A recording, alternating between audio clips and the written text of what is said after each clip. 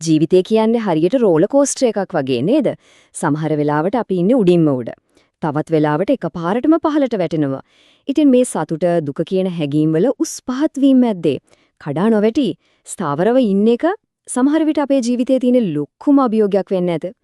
එතකොට ප්‍රශ්නේ මේකයි කෙනෙක් ප්‍රශංසා කරනකොට උඩඟු නොවි, නිന്ദා පහසෙනකොට කම්පා නොවි, ලාභයක් ලැබුණම ඕනවට වඩා ඉදිමෙන්නෙත් නැතුව, අලාභයක් වුණාම සම්පූර්ණයෙන්ම කඩා වැටෙන්නෙත් නැතුව හිත එක විදිහකට තියාගන්න ඇත්තටම පුළුවන්ද? මේක අපේ එදිනෙදා ජීවිතයට කෙලින්ම සම්බන්ධ වෙන කාරණයක්. හොඳයි. ඔන්න ඔය ප්‍රශ්නට ලැබෙන හරිම ගැඹුරු උත්තරයක් තමයි තාදී කියන මේ සංකල්පය. සරලවම කිව්වොත් තාදී ගුණය කියන්නේ බාහිරව මොන දේ වුණත් ඇතුළතින් කම්පා වෙන්නේ නැති නොසැලෙන මානසික ශක්තියකට. අපි මේ වචනේ දිහා ටිකක් ගැඹුරින් බැලුවොත් තං සදිසෝ තාදී කියන පාඩයෙන් තමයි මේකේ එන්නේ. ඒකේ තේරුම එය එසේමයි එහෙමත් නැත්නම් එක සමානයි කියන එක.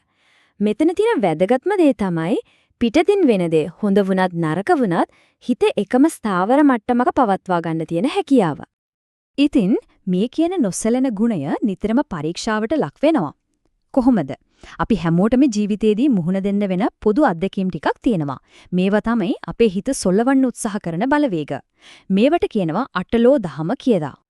අටලෝ දහම කියන්නේ මේ ප්‍රතිවිරුද්ධ යුගල හතරටයි. බලන්න. ලාභය ලැබෙනවා, අලාභයත් වෙනවා. යසස ඒ කියන්නේ කීර්තිය ලැබෙනවා, ඒ වගේම අයස ඒ කියන්නේ අපකීර්තියත් එනවා. ප්‍රශංසාව වගේම නිന്ദාවත් එනවා. සැප වගේම දුකත් එනවා. ජීවිතය කියන්නේ මේ දෙපැත්තම අපිට නිරන්තරයෙන් මුණගස්සන එක. ඉතින් තාදී ගුණය කියන්නේ මේ හැම දෙයකටම එකම සිතකින් නොසැලී මුහුණ දීම හැකියාවටයි. හරි. ඔය කිව්වේ න්‍යායනේ. ඒත් ඇත්ත ජීවිතයේදී මේක කොහොමද පේන්නේ? අපි දැන් මේ ගැඹුරු නොසැලෙන ගතිය පැහැදිලි කරන ඇත්තටම සිදුවන ප්‍රොදල උදාහරණ කිහිපයක් බලමු. මේක හිතින් මවා ගන්න එක පැත්තකින් සේල බමුණා උපාලි ගෘහපති වගේ අයගෙන් ලැබෙන ඉහළම ගෞරව ප්‍රශංසා අනිත් පැත්තෙන් චින්චිමානවිකාව වගේ කෙනෙක්ගෙන් ප්‍රසිද්ධිය එළවෙන අතිශය දරුණු බොරු චෝදනා. නමුත් ඒ අවස්ථා දෙකේදීම මනස සම්පූර්ණයෙන්ම එක වගයි. ප්‍රශංසාවෙන් උඩ යන්නෙත් නැහැ, චෝදනාවෙන් කම්පා වෙන්නෙත් නැහැ. තවත් උදාහරණයක් තමයි මේ. එක දවසක කොසොල් රජතුමා පිරිනමපු අතිවිශිෂ්ට අසමසම රාජකීය දානයක් පිළිගන්නවා. තවත් කාලෙක වේරංජාවේදී බොහොම දුෂ්කර විදිහට යව ඇට වගේ රළු ආහාරයකින් විතරක් යැපෙන්න සිද්ධ වෙනවා. මේ අවස්ථා දෙකම පිළිගත්තේ එකම නොසැලෙන සිතකින්. මේක මිනිස් සම්බන්ධතා ගැන.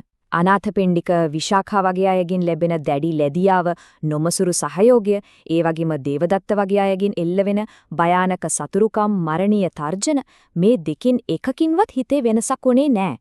ඒ කියන්නේ මිතුරන් නිසා උද්දාමයට පත්වීමක්වත්, සතුරන් නිසා කම්පාවට පත්වීමක්වත් සිදු වුණේ නැහැ. තාදී ගුණය කියන එකේ ගැඹුර ඇතරම තීරුම් ගන්න මූලාශ්‍රවල එන අතිශයින්ම ප්‍රබල රූපකයක් තියෙනවා. අපි දැන් ඒක දිහා බලමු.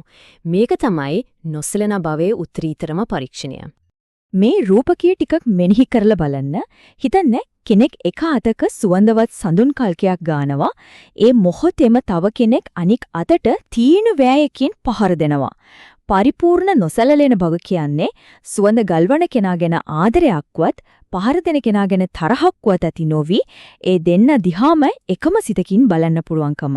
මේකෙන් පේනවා මේක ඍජු ශාරීරික වේදනාව සහ සතුට පවා ඉක්මවා ගිය මානසික ස්ථාවරත්වයක් කියලා.